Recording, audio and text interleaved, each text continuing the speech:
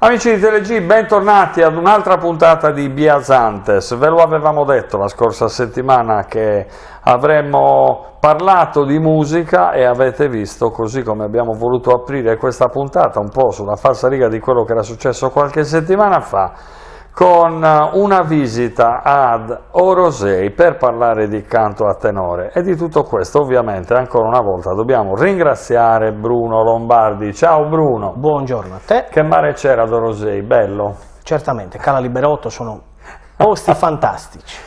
No, ma soprattutto era molto bello il filmato che abbiamo appena visto. Cos'è questo ballo particolare che ci hai fatto vedere? Quello che abbiamo visto è un canto a ballo, o un ballo cantato, e nello specifico quello che abbiamo visto è uno spezzone di Su Turturinu, che è un brano su Turturinu, è un brano molto particolare, c'è questa cadenza proprio che richiama il ballo e secondo gli anziani di Orosei veniva espressamente rivolto al ballo maschile, quindi potevano farlo i maschi, perché era rivolto a coloro che insomma dicevano addio al celibato e quindi dovevano entrare in questa nuova condizione, e quindi era una forma di buon augurio e anche forse una forma legata a una sorta di iniziazione, se vogliamo dirlo.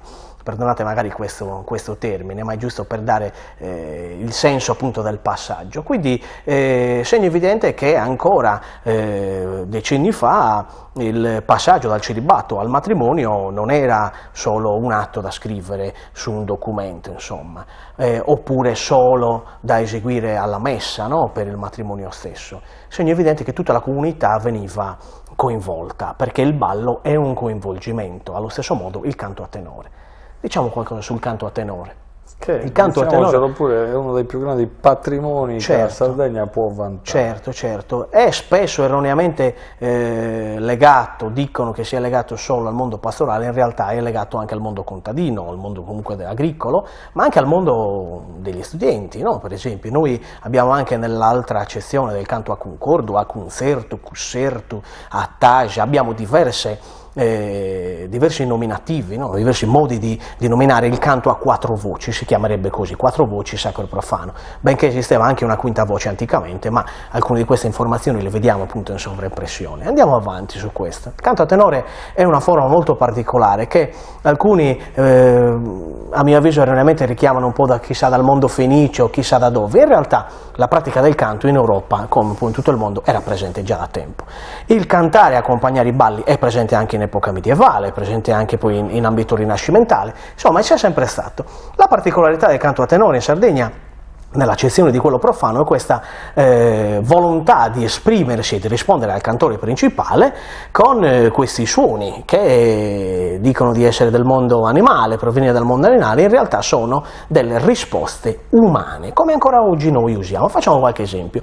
A volte anche noi, capita anche noi a Sassari, ma un po' in questa zona Sardegna, di fare delle risposte con dei segni. Non so, possiamo dire guarda quanto è bella quella ragazza, e non risponde Ecco, vediamo che questi suoni esistono ancora nel canto a tenore, oppure guarda che stai dicendo una cosa non vera, e l'altro risponde bah. Ecco, vedete che può far ridere un po' questa cosa ai nostri amici a casa, ma in realtà queste sono presenti nel nostro linguaggio e lo ritroviamo anche nella poesia estemporanea. Il poeta stesso che fa la sua rima, il suo discorso, il suo tema, ha la risposta dei tre del tenore che lo accompagnano e rispondono con bemba, a volte fanno così, o comunque da zona a zona un po' cambia questo. Questa è una risposta. Allo stesso modo nel canto a tenore avviene questo.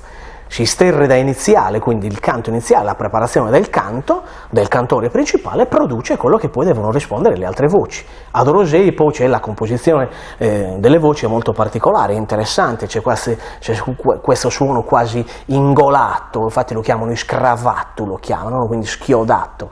E ricordiamo anche, molto importante, che il repertorio dei canti profani e religiosi a Orosei è vasto, come anche in altre zone della Sardegna, e gli stessi cantori del canto profano possono essere cantori confraternali per il canto sacro. Quindi la scelta del del primo video che abbiamo visto non era casuale. Assolutamente no, perché l'accompagnamento del ballo col canto, e quindi non con altri strumenti, e con gli strumenti, è peculiare anche in altri tipi di canto. Per esempio anche in altre zone succedeva, non so, potrei dire anche a Do maggiore, altre zone dove il canto e il ballo sono complementari, ma tante altre zone della Sardegna, non solo nuoresi ovviamente, no? della zona nuorese, anche nel nostro sassarese un po' adesso si è perso questo aspetto, però erano presenti queste condizioni. Nel canto rosino vediamo molte sfumature, non solo vocali, ma anche poetiche all'interno del canto stesso. Ricordiamo che Rosei fa parte della baronia, quindi è un linguaggio che può ricordare anche una forma lugutorese se vogliamo,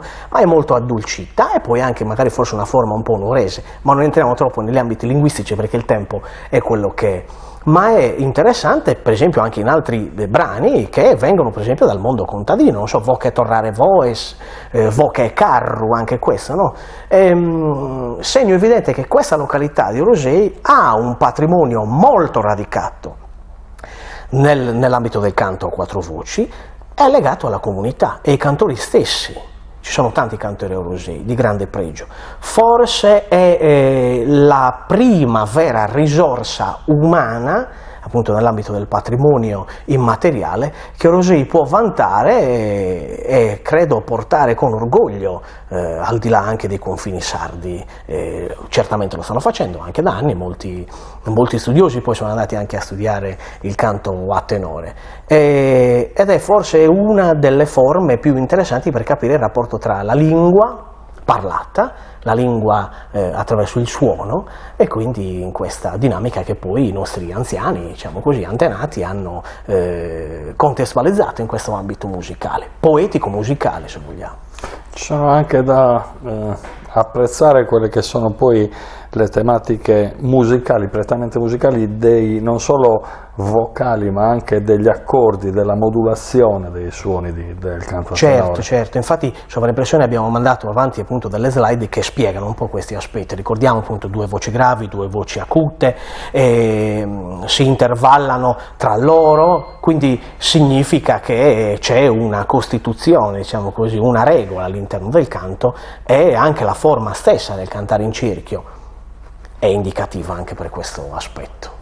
Chissà perché a me alla fine di ogni puntata mi prende sempre un attacco di curiosità e voglio sapere di che cosa ci parlerai la prossima volta.